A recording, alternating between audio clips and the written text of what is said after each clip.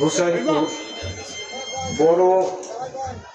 বড় পীর সাইদ মহিউদ্দিন আব্দুল কাদের জিলানী এর স্মরণে প্রতি বছর মাঘ মাসে আরবি চাঁদের 11 তারিখ ওয়াজ মাহফিল ও জিকির জোরে অনুষ্ঠিত হয়।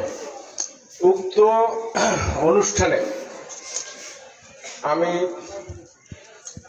উপস্থিত হতে পেরে আমি নিজেকে নিজে ধন্য মনে করছি যে আমি প্রতি বছর এ জায়গায় আসার চেষ্টা করি।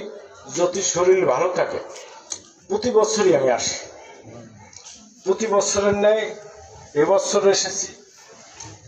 আপনাদের অনেকের সাথে হয়তো দেখা হয়েছে। আপনাদের কাছে আমার বক্তব্য বেশি দেব না বা বেশি কথাও বলবো না। আমি আজকের এই যে সামনে জাতীয় সংসদ নির্বাচন, 12ই ফেব্রুয়ারি নির্বাচন, এই নির্বাচনে আপনাদের মাঝে 2 জন প্রার্থী নির্বাচন করছে।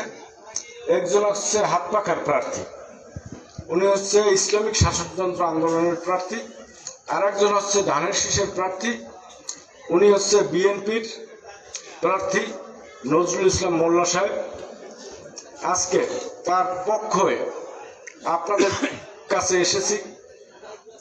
সালাম বিনিময়, ওনার জন্য দোয়া আপনারা করবেন।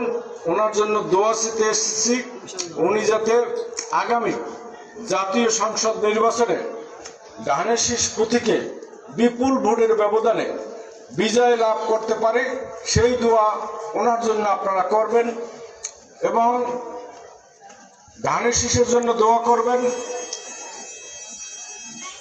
এবং আমাদের নেতা তারেক রহমানের জন্য দোয়া করবেন। মরহুম খালেদা জিয়া এবং মরহুম জিয়াউর রহমানের জন্য দোয়া করবেন।